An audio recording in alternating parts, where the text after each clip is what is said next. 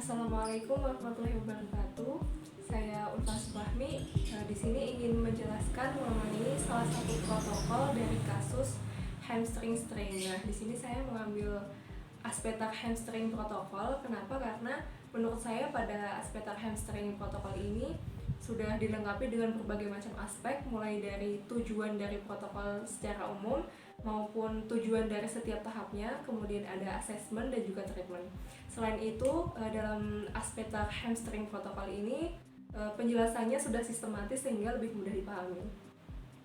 Prinsip utama dalam sebuah protokol rehabilitasi adalah persyaratan untuk melakukan treatment ke tahap yang selanjutnya. Nah, pada protokol ini memiliki 6 tahap, 3 tahap fisioterapi dan 3 tahap on-field. Tahap yang pertama memiliki persyaratan, yaitu pasien tidak merasakan nyeri saat melakukan one leg squat dan static cycling selama 5 menit.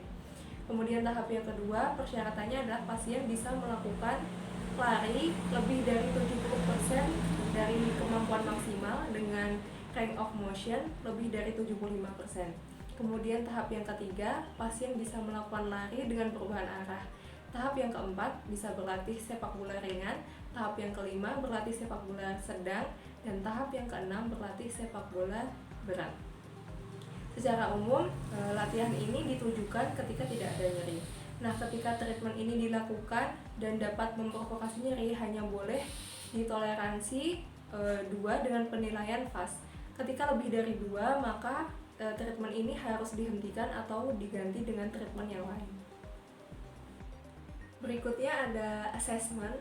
Di sini yang pertama pemeriksaan fisik, kita bisa melihat dari kemampuan dalam berjalan, kemudian kemampuan dalam melakukan standing or bending pada terangnya, dan kemampuan dalam melakukan single and double leg squat. Kemudian kita bisa mempalpasi bagian hamstringnya untuk mengetahui letak spesifik yang terjadi strainnya tersebut. Kemudian kita bisa mengukur range of motion dan strength measurement atau kekuatan ototnya. Dan yang terakhir ada back to squat, di sini berupa dynamic flexibility, kemudian Nordic hamstring dan isokinetic strength. Pada pembahasan yang terakhir adalah treatment dan rehabilitation. Nah, pada aspetar hamstring protokol ini memiliki banyak bentuk exercise seperti single and double leg squat, kemudian ada exercise bike, kemudian manual resisted hamstring, manual resisted soft tissue mobilization, ada stretching dan lain sebagainya.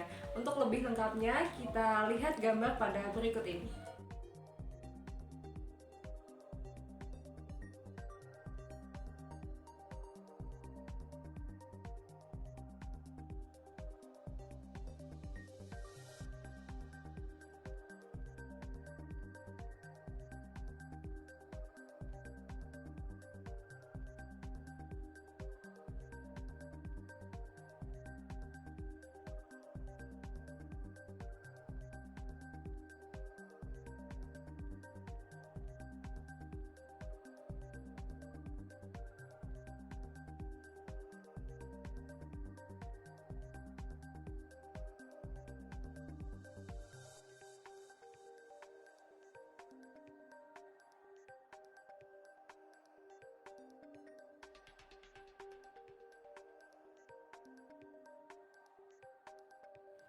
Baiklah, sekian penjelasan dari saya mengenai aspetar hamstring protokol pada kali ini. Semoga bermanfaat. Mohon maaf apabila banyak kesalahan. Wassalamualaikum warahmatullahi wabarakatuh.